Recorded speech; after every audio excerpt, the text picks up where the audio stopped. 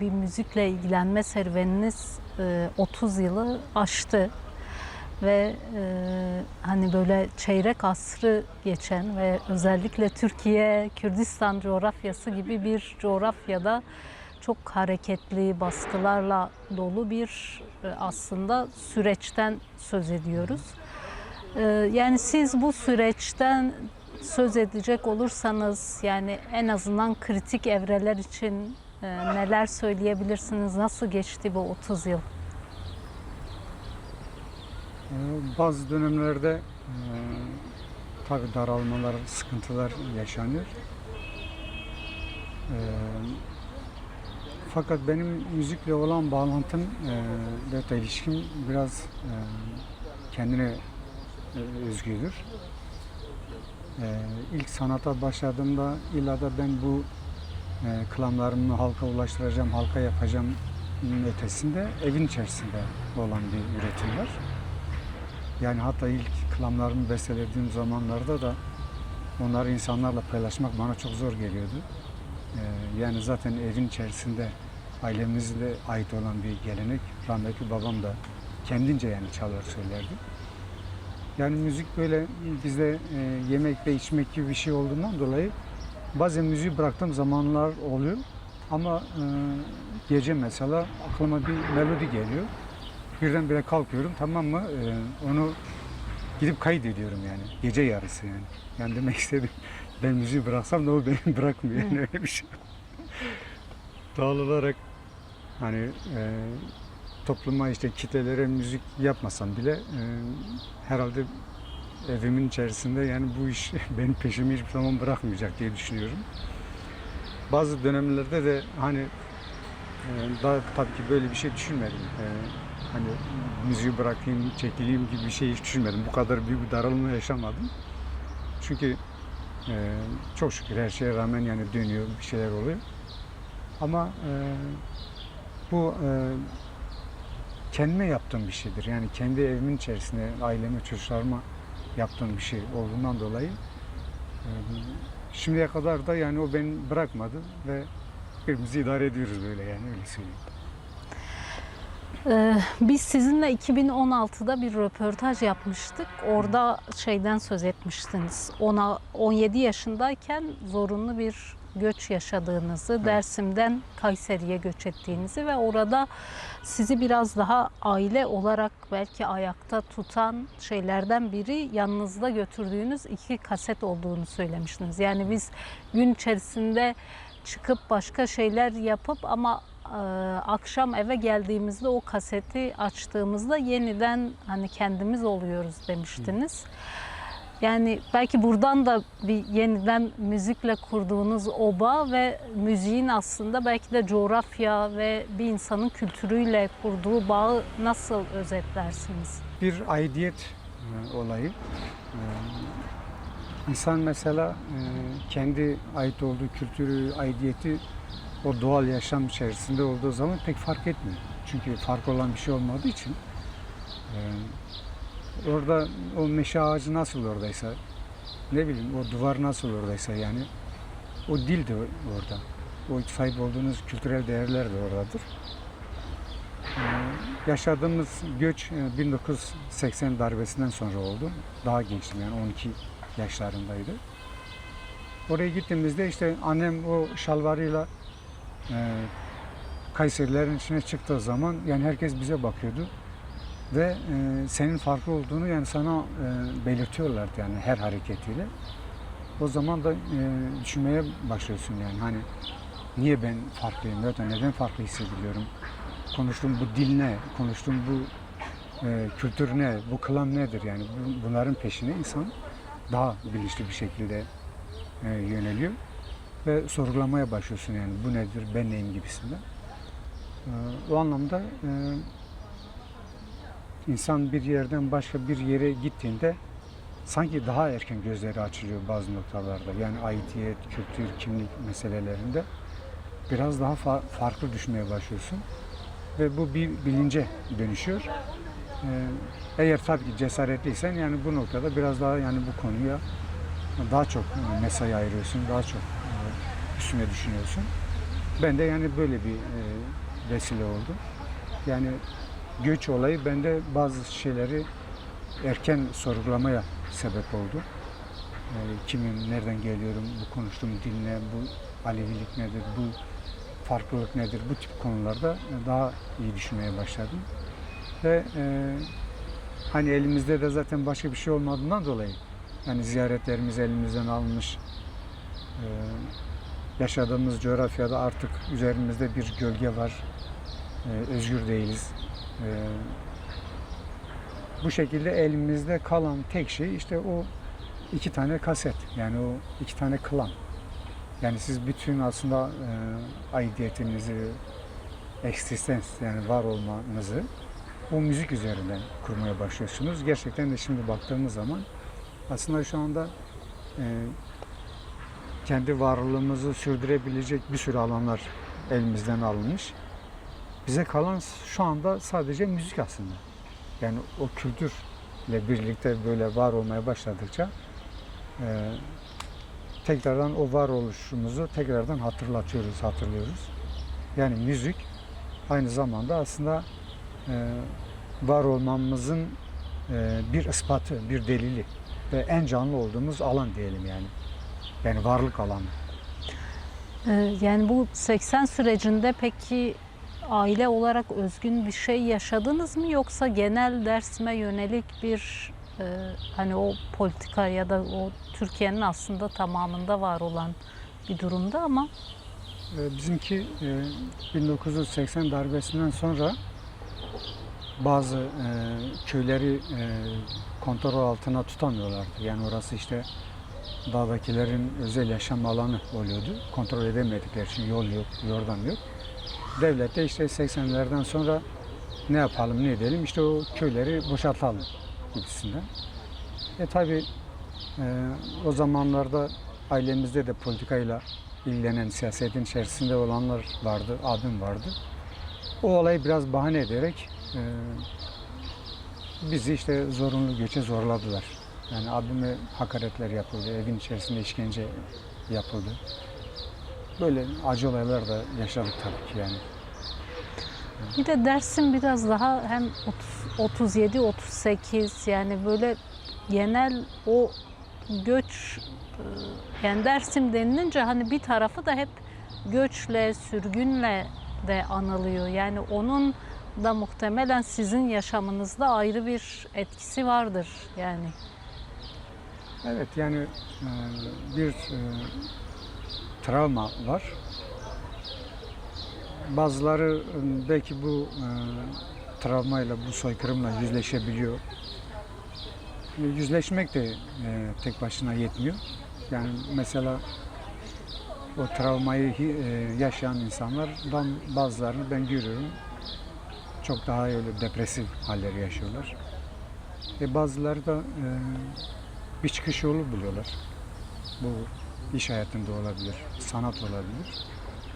Orada çıkış yolu bulanlar işte bu konuda işte diyelim ki bir dermana veya da bir şifaya vesile olabiliyorlar.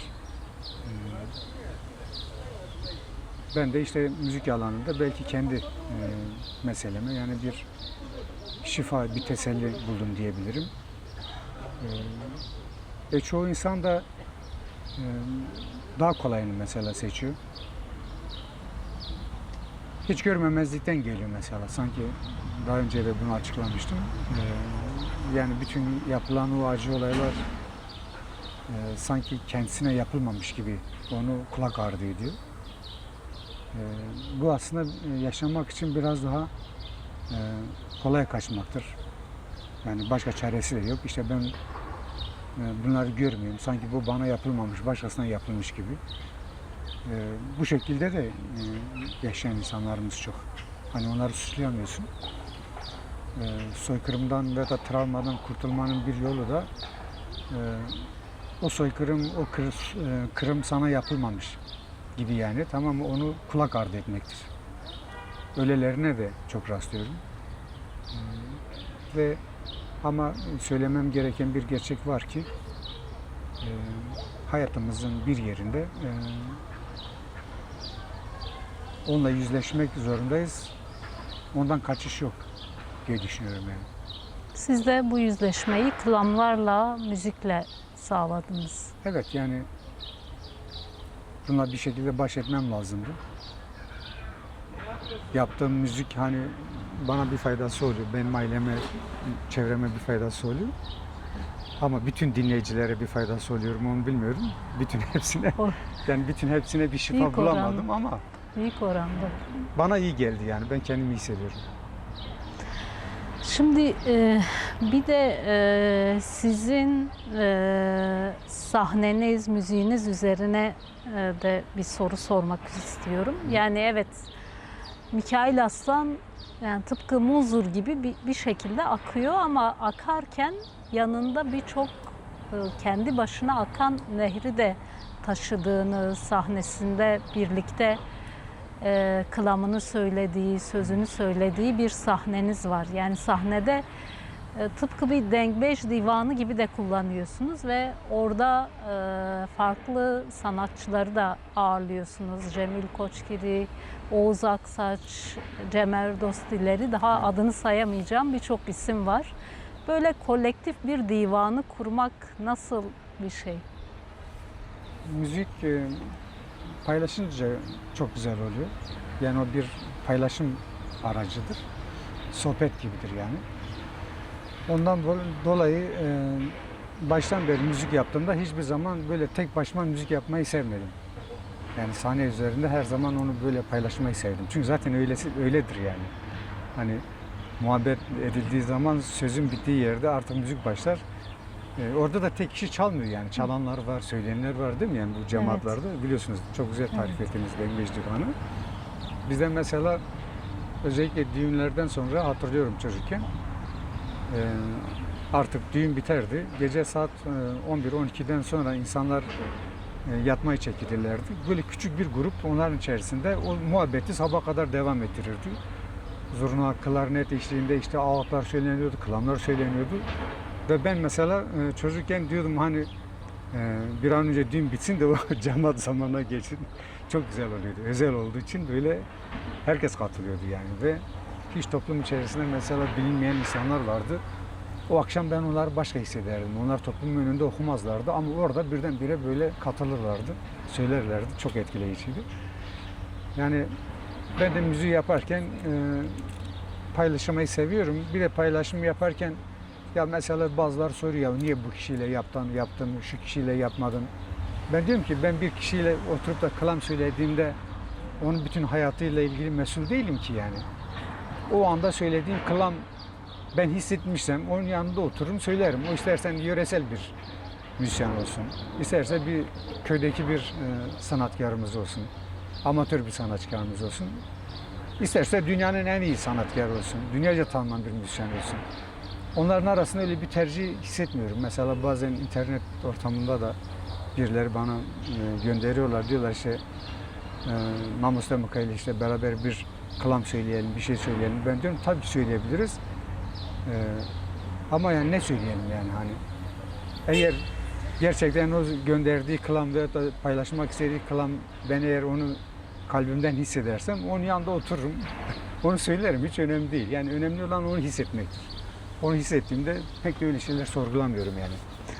Bu durum aslında bir taraftan da sanatı büyüten bir şey değil mi? Yani hani o birlikte, o kolektif bir şeyler üretmek, yani o sanata bir şey katıyor değil mi? Ya tabii mesela sanat mesela bütün her şeyin ötesinde siyasetin, dinlerin değil mi? Yani insanı birleştiren bir şey. Çünkü insan merkezlidir yani. Sen o kelamı onunla okuduğun zaman o kişi tamam o ana kadar tamam hangi kelamı söylemiş, başka ne yapmış ondan öte orada o anda bir birleşme, bir ortak duygu oluşuyor yani. Doğal olarak o kişinin politik tercihinin de ötesinde bir şeydir yani. Yani o kelam bizi aslında onun ötesinde bir yerde buluşturuyor. Aslan o andır yani. Yoksa onun politik tercihi, onun başka bir sanatla ilgili olan kaygısı veya da kariyerizmi ne bileyim bir çeşit yani eğilimler söz konusu. Siz o eğilimlerin hesapların ötesinde yani orada buluşuyorsunuz. O çok güzel bir şeydir. Çünkü o anda sadece bir klan vardır ve siz orada bir klana hizmet ediyorsunuz. Tam bu klanlardan söz etmişken yani siz ve aslında Dersim'de bazı isimler yani Dersim'in belki unutulmaya yüz tutmuş ya da bu Kürtleri yok sayma politikaları sonucu unutulmaya yüz tutmuş klanlarını yeniden seslendirdiniz. Yeniden onları aslında genç nesillerle, yeni nesillerle buluşturdunuz. Yani bu çabanıza dair de bir soru sormak istiyorum. Yani bu neden önemli? O klanları yeniden buluşturmak, o dili yeniden daha fazla yaşatmak neden önemli sizin için? Ben ilk klamlarımı yazmaya başladığımda kendi ana dilimde yazıyordum. Çünkü benim hissettiğim, kalbimden gelen o. Yani benim çocukluğumun dili ya. Lise zamanlarına geldiğimde bazı arkadaşlar bana dedi ki ya Mikail sen bu şarkılarını aslında Türkçe söylesen, Türkçe'ye çevirsen daha çok insanlar dinlerler. Onlar da çoğu politik insanlardı. Ve aslında bana iyi niyetli bir şey yapmak istiyorlardı kendince yani.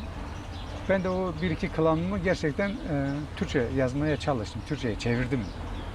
Ama baktım bir şey kaçıyor orada yani böyle artık benim olmuyor yani. Onunla benim arama bir mesafe giriyor. Bir yaptım, iki yaptım, baktım ki yani pek güzel olmuyor yani, kabul edemedim. Bunun politik ideolojik de bir tarafı yoktu yani. Sadece kalbimden öyle geliyordu ve öyle güzeldi. Onu başkalaştırmaya başladığımda bakıyordum ki benden çıkıyor başka bir şey oluyor ve ben artık yani ona sahiplenemiyordum. Ondan dolayı da dedim ki yani bu bana ait olan bir şeydir. Ben böyle hissediyorum ve bu böyle olmalıdır. Yani bunun böyle politik bir motivasyonla alakası yok. Sonra tabii kimlik ve kültür bilincine varınca üniversite zamanlarında aslında kalbimden gelen refleksin çok insani ve çok doğru bir şey olduğunu düşündüm. Ve ben kendi içime yani iç sesime sadık olan birisi olarak çok doğru bir şey yaptığımı düşünüyordum. Çünkü politize olan insanların çoğuna bakıyordum. Kendi dilleriyle, kültürleriyle böyle aralarına bir mesafe giriyordu. Ve bu kendi ana dilimde müzik yapma olayı tamamen hissiyattan gelen bir şeydir. Tabii ki sonradan politik düşünceyle beraber buna ekstradan sahiplenmesi gerektiğini, insanın kendi ana diline, kültürüne sahiplenmesi gerektiğini de politik mücadeleyle öğrendim. Tabii bu bana ayrıca ikinci bir özgüven oluşturuyor.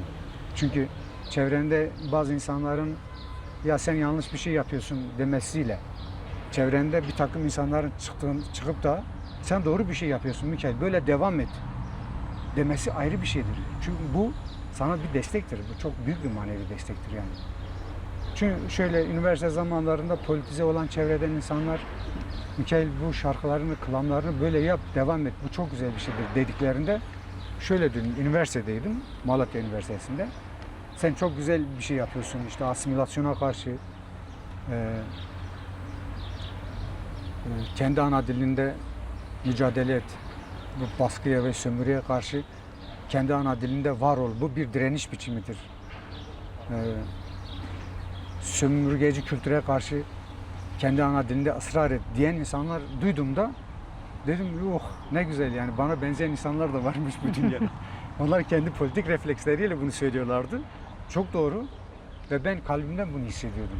Ve böyle insanların olması çok güzel bir şeydir. Yani demek benim iç sesimi hor görmeyen, bunu tamam aslında yani olması gerektiğini düşünenler var. Bu çok güzel bir motivasyon ve bundan sonra da kalbimden gelenle politik mücadeleyi bir yerde buluşturarak daha da güçlü yani bu işe sahip çıktım.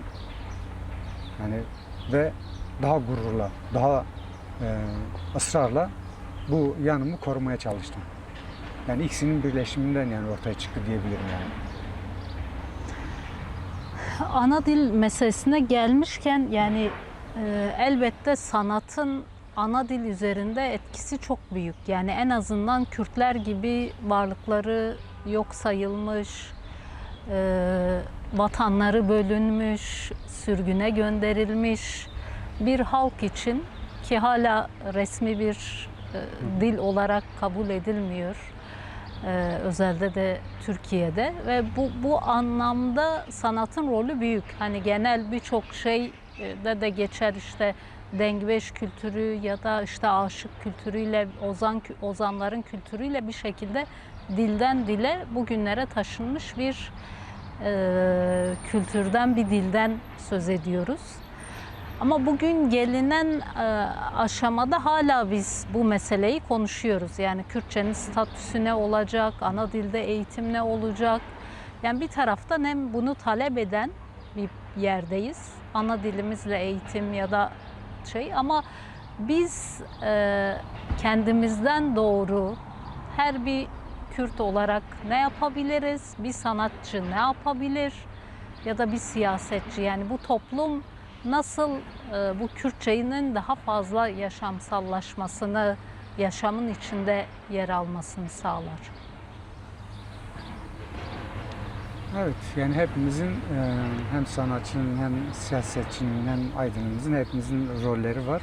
Hepimizin yani yapacağı şeyler var. Sanatçılar açısından şöyle düşünüyorum. Halkın bir mirası var. O bir dervişlerin hırkası gibidir. Dengeciler ve ozanlar oraya ürünler koymuşlar. Ve biz şimdi onları seslendiriyoruz. Bu bir halkın mirası olarak öyle bir sembolik olarak diyorum. Yani bir dervişlik hırkası var, bir torba var, hırka var. O hırkanın içerisinde. Fakat onu seslendirmek, onu tekrardan dönüp seslendirmek yetmiyor. Neden yetmiyor? Çünkü onlar kendi zamanında onu söylemişler ya. Kendi zamanının derdini söylemişler. Biz sanatçıların da bugün yapması gereken şey oraya yeni ürünler, yeni eserler ortaya çıkarmak. Yani eğer Mikail Hasan sanatkar olarak o torbaya 100 tane daha yeni klam eklemiş ise o kendi tarihsel rolünü yerine getirmiştir. Neden? Çünkü bu zamanın müziği, bu zamanın estetiği, bu zamanın çöküşü, bu zamanın duyguları doğal olarak değişiyor yani. Yani demek istediğim, siz bu dönemi yakalayamadığınız zaman otomatikman kendi çocuklarınızdan, var olan toplumunuzdan da kopuyorsunuz. Çünkü o toplum ne kadar geçmişi dinliyorsa ama o bugünün de bir başka bir durumu var. Onun sanatkarı bu zamana da tarif etmesi gerekiyor, anlatması lazım. Yani benim eğer Melmel Çiçi gibi ve Tatcan Vano gibi yeni 1-2-3 klamım olmamış olsaydı ve yeni kuşak, yeni neslimiz onları dinlememiş olsaydı, o zaman ben zaten onlardan bir kopuş içerisine girecektim. Yani sadece onlar eskileri söylemekle ben o yeni gençlikle de bağ kuramam. Yani demek istediğim, sanatkar da yeni eserler üreterek o dilin bu zamandaki yansımasını bir canlı organizma olarak tekrardan yaşatması gerekiyor. Ki yeni kuşak tekrardan kendi ana diline, kültürüne, kimliğine dönsün.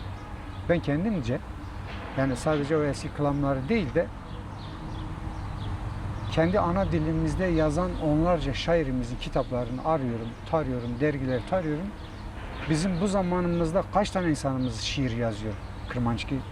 Onları araştırıyorum, neler anlatıyorlar ve onlardan yeni besteler yapmaya çalışıyorum ki toplum kendi şairini tanısın, bu zamanki şairini tanısın, bu zamanki müzisyeni tanısın. Ya da köyleri dolaştığımda mesela iyi klam söyleyen birisi varsa onun klamını alıp seslendiriyorum, işaret ediyorum. Bakın Ovacık'ta şöyle bir kişi var. Sizin klamlarınızı böyle çok güzel seslendiriyor. Uzağa gitmeyin, karşı tarafa bakmayın, karşı yaylaya bakmayın. Sizin yaylanızda bunu çok güzel ifade eden birisi var diyerek böyle yani sahiplenmeliyiz. Yani demek istediğim, dilde üretim yaptığımız zaman, klam yazdığımız zaman, roman yazdığımız zaman, orada siyaset yaptığımız zaman, şiir yazdığımız zaman dil var olmaya başlıyor. Ve dil her şeyin başı ve esasıdır. Eğer dil yok olursa her şey yok olur. Çünkü Hızır diyoruz, Düzgün Baba diyoruz, Devireş diyoruz, Muzur Baba diyoruz. Bunlar ana dilde tamam var olan temel ögelerdir. O ana dilde ifadeleri vardır yani. Onu çevirdiğin zaman olmuyor ki. Çünkü başka dilde zaten onun karşılığı da yok yani. Onun için dil esastır. Bence işte onu siyasetçimizin de sahip çıkması lazım. Yani siyasetçimizin de artık yani o dili kullanması lazım. Hani siz biraz önce dediniz nasıl var olacak? Bizim siyasetçimiz pazara indiği zaman, çarşıya indiği zaman, halkın içerisinde indiği zaman yani o dil konuşması lazım. Değil mi? Yani hani mesela diyor işte Dersim'e gidiyoruz diyor. Alışverişe gidiyoruz diyor. Kimse diyor konuşmuyor siyasetçi mesela.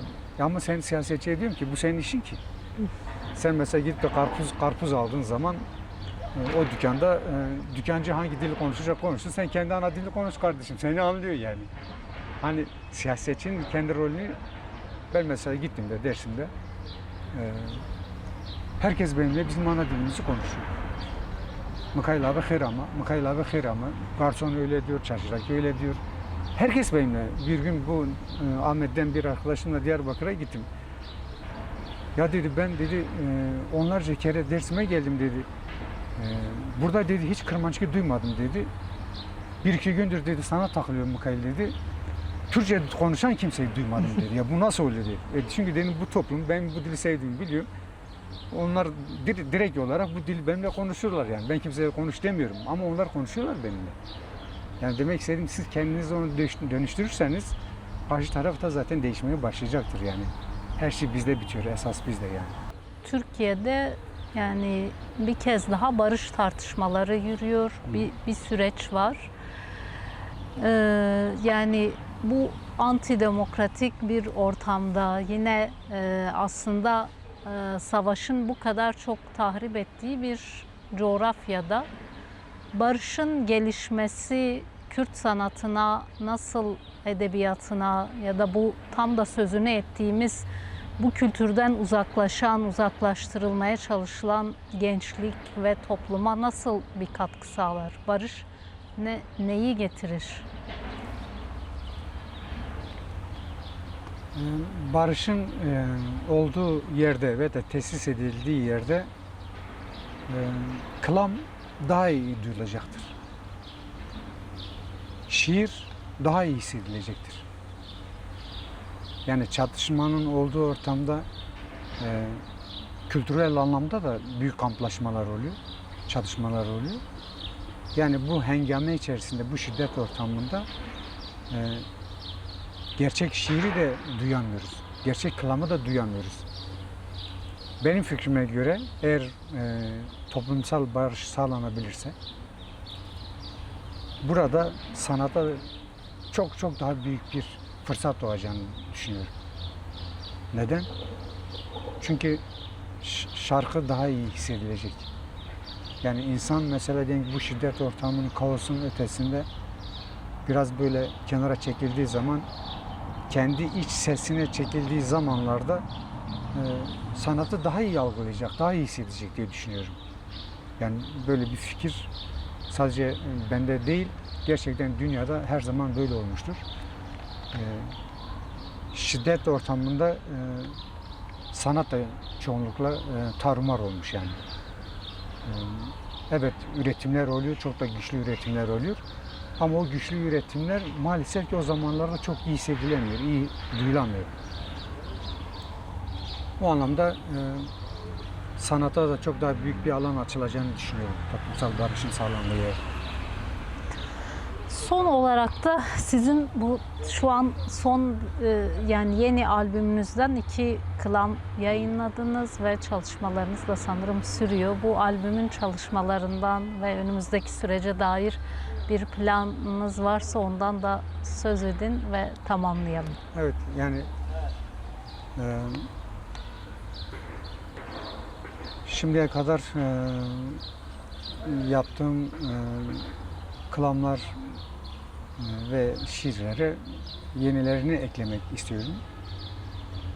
Geçen gün bir organizasyon arkadaşımız dedi ki ya dedi Kürt sanatçılar dedi kendini işte teknik anlamda, anlamda, vizyon anlamda çok geliştiremiyorlar dedi. Sağ olsun kendince bana bazı fikirler vermeye çalıştı. Fakat nedense söyledikleri pek de gönlüme hitap etmedi. Konuşmanın sonunda şöyle bir şey söyledim. Dedim ki hani söylediğin şeyler çok doğru güzel olabilir fakat yeni nesile belki siz bunları söyleyebilirsiniz. Ben diyorum şurada benim ne kadar hayatım var bilmiyorum. Ama eğer kendim bir iki tane daha şiir yazar ve bir iki tane daha kılam besteleyebilirsem kendimi bahtiyar sayacağım. Yani benim hayatım beklediğim bu. Bir iki tane daha güzel kılam besteleyebilir miyim?